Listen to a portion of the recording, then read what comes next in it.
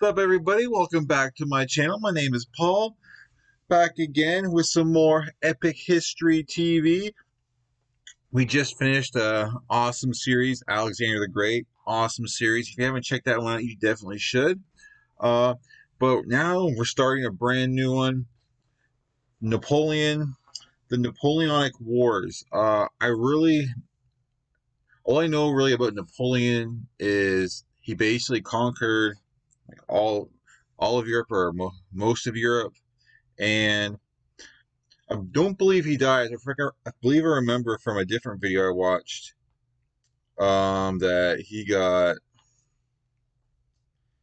what was it called, exiled to an island or something like that. But other than that, I really know nothing about the battles or basically exactly which lands he took over, except for, well, I guess he took over, pretty much Europe. But that's really all I know. Oh, and he's short. I've heard a lot of short jokes about Napoleon, but yeah, that's about it. This is series. Apparently, I didn't realize it, but there's a lot of videos. I'm not sure if all of them. Uh, there might be a bunch of repeats. I know I seen one where you can watch all the parts in one go. Obviously, I'm not gonna do that. I'm just gonna do one part at a time. And but yeah, we'll see. There's a lot of parts. We'll see how many we get through. Because I'm not sure if all of the parts are about the war. Maybe you guys can let me in the comments know if all the parts of this series, the people who have seen it before, if it's all part of the Napoleonic Wars. I guess I'll find out as I go along. I need to stop babbling. And let's get to the action, guys. So this is Napoleon's siege on Toulon in 1793. So I'm guessing this is where he just starts off, and I'm not even sure how he even gets into power or anything. So I'm pretty sure this probably like the intro to everything. I don't know. But Epic History does a wonderful job. I already know that they do an awesome job at, the graphics and showing you how things and storytelling. So I'm really looking forward to it, guys. So let's sit down, grab a drink, and just enjoy it. Let's enjoy it. All right. Before you do, please hit that like and subscribe, guys. And let's get to it.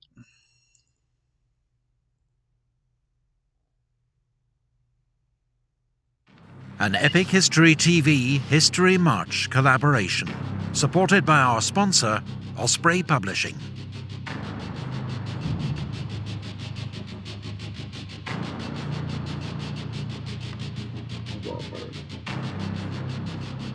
In the summer of 1793, the French Revolution was entering its fourth year, and France was on the verge of anarchy.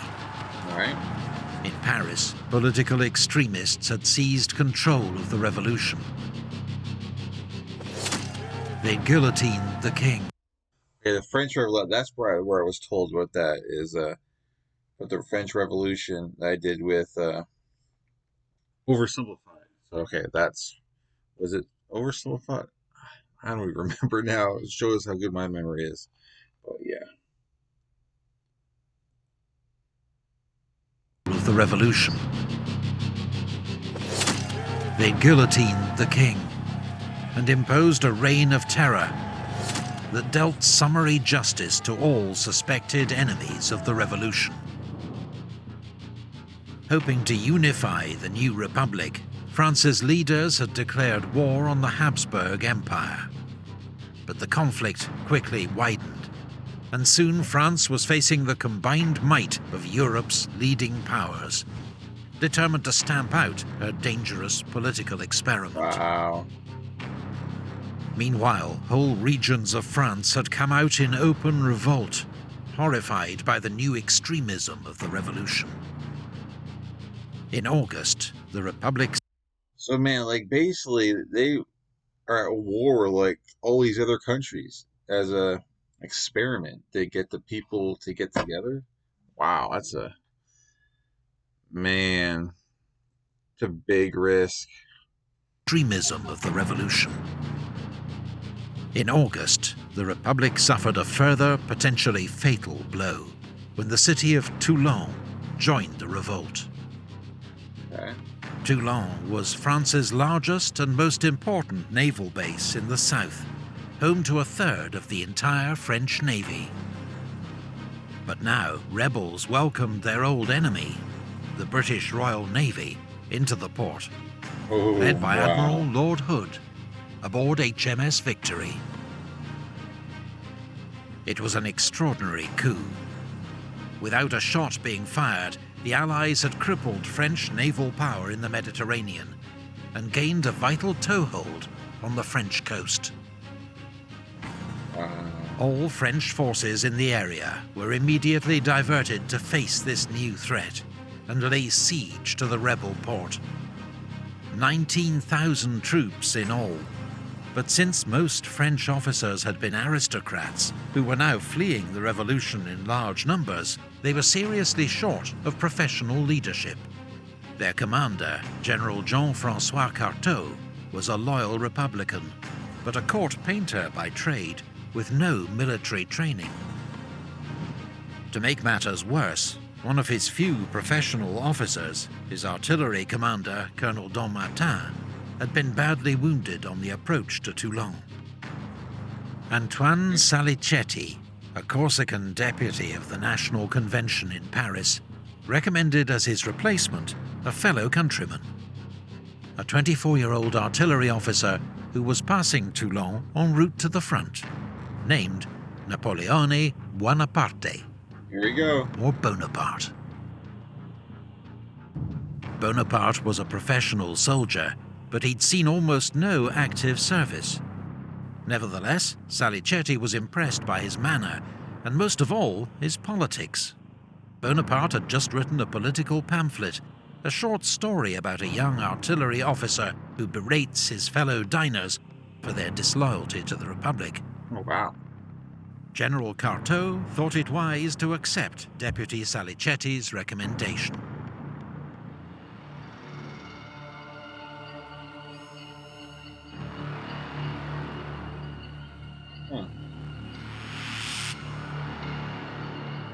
The great port of Toulon was well defended by city walls and a dozen outlying forts and redoubts. They were held by 2,000 British soldiers and sailors, 6,000 Spanish troops, 6,000 Neapolitans, and 800 Sardinians.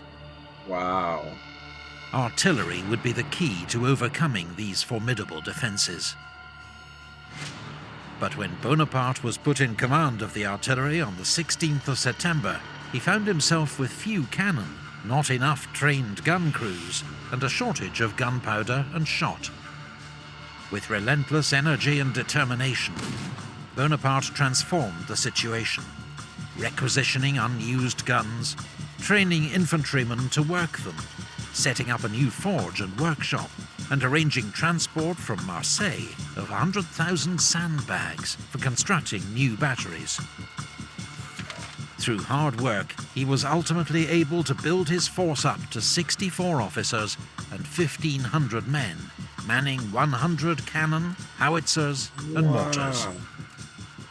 Within days, Bonaparte had established 2 new forward batteries with good revolutionary names, La Montagne and Sans-Culottes, which brought Toulon's inner harbour within range and forced Admiral Hood to move all his ships closer to the port. Okay. Bonaparte also came up with a plan, one that would allow the French to bypass most of Toulon's defences and secure the rapid victory the Republic so desperately needed. Bonaparte argued that if Fort L'Aiguillette could be captured, which looked out across the harbour, he could fill it with heavy guns and shell the British and Spanish fleet at anchor. Admiral Hood would be forced to abandon the port and take with him the Allied soldiers that Toulon relied on for its defence. General Carteau saw the merits of Bonaparte's plan, and on the 22nd of September, French forces attacked Montcaire. But to Bonaparte... I'm sorry to pause. I just want to say for a second, like, I'm already loving how the strategy thing is going. Strategy thing. But, like, I just watched Alexander the Great, and I thought, like, the strategy he had was really good and everything, but I can already tell that this series is going to be on a different level. It's because, there's guns, there's cannons, there's just more to it, more to the strategy. Instead of just, okay, you have to run this on this side or put your strongest ones in the middle, there's a lot more, I can tell, more thinking that's going to go into this. And I can't wait. I'm excited. All right.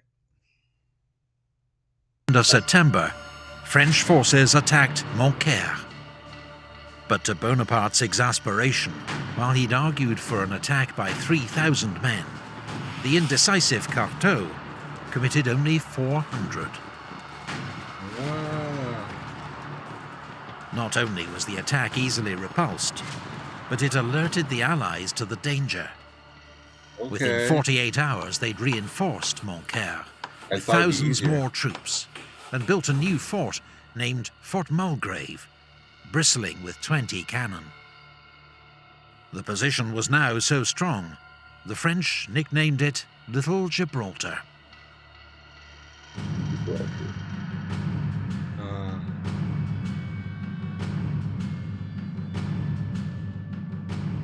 Finally, in mid-November, an experienced professional soldier arrived to take command of French forces, General Dugommier. He saw at once that Bonaparte's plan was the only way to take Toulon, and gave it his full backing. Bonaparte, promoted to major, got to work, overseeing construction of several more batteries in preparation for the decisive assault. One forward battery was so exposed to enemy fire that men refused to be sent there. So Bonaparte renamed it La Batterie des Hommes Sans Peur, the battery of men without fear. And suddenly, there was no shortage of volunteers. Oh, wow, it worked. It was an early display of Napoleon's genius for inspiring his soldiers. Wow. One that would serve him well in the years ahead. On the 30th of November, the Allied Land Forces commander, British General Charles O'Hara, tried to seize back the initiative, leading an assault on the new French batteries facing Fort Malbousquet. At first, the attack was successful. The batteries were overrun, the French guns spiked. But a counterattack with much greater numbers, and led in person by General Dugommier and Major Bonaparte, drove back the Allies.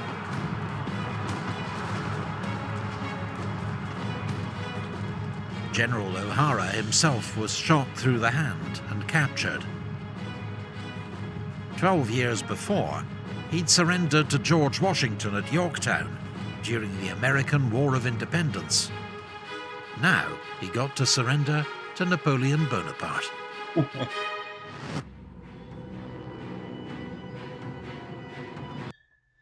Another thing I love about these videos is, like, it gets you to root for, the side it's about. Like, obviously this is about Napoleon, so we're rooting for him. We know what the outcome and like pretty much is going to be, but it's like you're rooting for him, the tactics and all that stuff. But if it was like on the British side, and it was if this story is being taken place from the British point of view, I'd probably be cheering on the British. But it's just cool.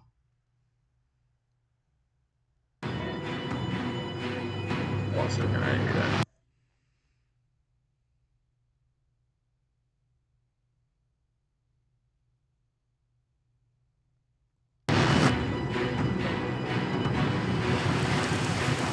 In the early hours of the 18th of December, in howling wind and driving rain, the French launched a major assault on Fort Mulgrave. The wet conditions made muskets useless except as clubs or with bayonets. Bonaparte led the second wave in person. Amid fierce hand-to-hand fighting, his horse was killed under him, and he was bayoneted in the thigh by a British sergeant, a wound that came within inches of ending his life and radically changing the course of history. Finally, the Allied garrison was overwhelmed, and Mulgrave fell to the French. Uh-oh. Fort There you go. L'Aiguillette and Tour de la Balaquière were That'll work. soon also in French hands. By the following afternoon, the French had 10 heavy guns in L'Aiguillette, placing the Allied ships within range. Admiral Hood could not expose his valuable ships of the line to such a threat. He had no option but to order an immediate evacuation of the fleet and garrison from Toulon. Small Spanish and British teams raced to destroy all the French ships and naval stores that they couldn't take with them. But amid the chaos of their departure, 18 ships of the line were allowed to fall back into French hands. A badly missed opportunity. Many French citizens of Toulon were desperate to escape aboard the Allied ships, knowing that the Republicans would inflict terrible reprisals on the city. British and Spanish ships took as many as they could, about 14,000 in all, but scores were drowned amid chaotic and desperate scenes. Others were left to face the wrath of the revolution. Oh no. Republican troops entered the city the next morning, and executions and firing squads began almost immediately. For the next 2 weeks, about 200 were executed every day. Allied propaganda later blamed Bonaparte for the atrocities, but there's no evidence he was directly involved.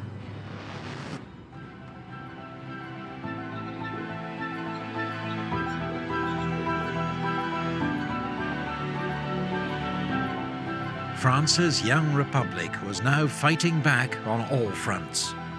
And with the fall of Toulon, the Allies had lost a golden opportunity, a chance to stir up further revolt, deal a lasting blow to French naval power, perhaps even overturn the revolution. But instead, the French Republic had weathered one of its greatest storms, in no small part thanks to the remarkable judgment, energy and courage of one 24-year-old artillery officer, now promoted Brigadier General in recognition of his extraordinary service at Toulon. Well deserved. Napoleon Bonaparte had taken his first step on the path to greatness. And for Europe, 21 years of almost constant war awaited. 21 years, huh? Our sponsor, Osprey Publishing, has nearly 200. Wow. So yeah, this is where it starts. He proved himself, you know, he had the strategy, and basically everything almost went according to plan. I mean, the Allies, fought back and pushing back a little bit here and there, but they never really, stopped them at all. And Napoleon just kind of, the French, they won. I mean, decisive victory. So good job, Napoleon. He's proven himself, and he's proven himself. So eyes are all on him to see if he does well. Obviously, he's going to do well, but the next battle, is probably going to be the big proving one. Like, man, this guy can lead us. So, yeah, awesome, excited, very good first episode. I know we got many more to come, but I'm looking forward to it. Totally looking forward to it. Had a blast watching it. A lot of people requested this, and so I definitely tell even just by the first episode why. So, thank you guys. And appreciate you guys watching. Please hit that like and subscribe, guys, if you haven't yet. And I'll definitely catch you guys in next episode or in another video. Still doing geography now, doing every country in the world. But yeah, I'll see you in the next episode of Napoleonic Wars. All right, peace. Thank you for watching, and I'll catch you guys in future videos.